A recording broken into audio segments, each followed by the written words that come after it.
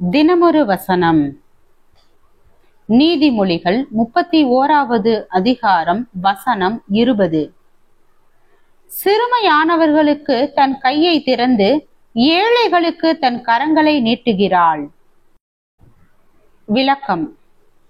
கடந்த வருடம் ஜூலை மாதத்தில் ஒரு நாள் காலையில் மும்பை மத்திய ரயில் நிலையத்தில் ஆயிரக்கணக்கான மக்கள் முன்னிலையில் நடந்த நிகழ்ச்சி இது. ஒரு பெண் மண்ணெண்ணெய் ஊற்றி எரிக்கப்பட்டாள். அவள் உதவிக்காக கதறினாள். அவளை காப்பாற்ற யாருமே முன்வரவில்லை. பின் அவள் சரீரத்தில் 95% தீ காயங்களுடன் மருத்துவமனையில் சேர்க்கப்பட்ட பின் மரித்து போனாள். எதற்காக இது நடந்தது என்று விசாரித்த போது அவள் திருமணம் செய்து கொள்ள முடியாது என்று மறுத்ததை பொறுக்க முடியாமல் ஆத்திரமடைந்த ஒருவன் அவளை இவ்வாறு எரித்து கொன்றான். இந்த சோக நிகழ்ச்சிக்கு சாட்சியாக இருந்த மக்களின் கருத்து வேறுபாடு குறிப்பிடத்தக்கது. ஒரு செய்தித்தாள் இப்படியாக கூறியது: இந்த நிகழ்ச்சியை பார்த்தவர்களில் யாராவது ஒருவர், ஒரு பெண் கூட அதை எதிர்த்திருந்தால் ஒரு பெரிய கூட்டமே அவளோடு இணைந்து அந்த சம்பவத்தை தடுத்திருக்கும். ஆனால் அதை எதிர்க்க யாருமே முன்வராதது வருந்தத்தக்கது.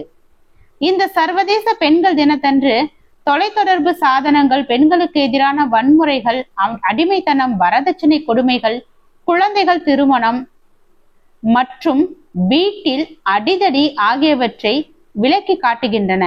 இவற்றை அகற்றுவதில் பெண்மணிகளுக்கும் பெரிய பொறுப்பு உண்டு.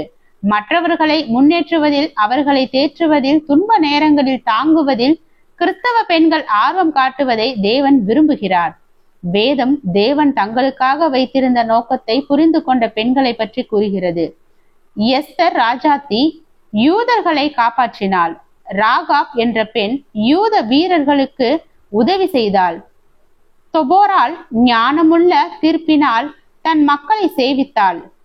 நீதிமொழிகள் 31 கூறப்பட்ட பெண் ஏழைகளுக்கு தன் கரங்களை நீட்டினாள்.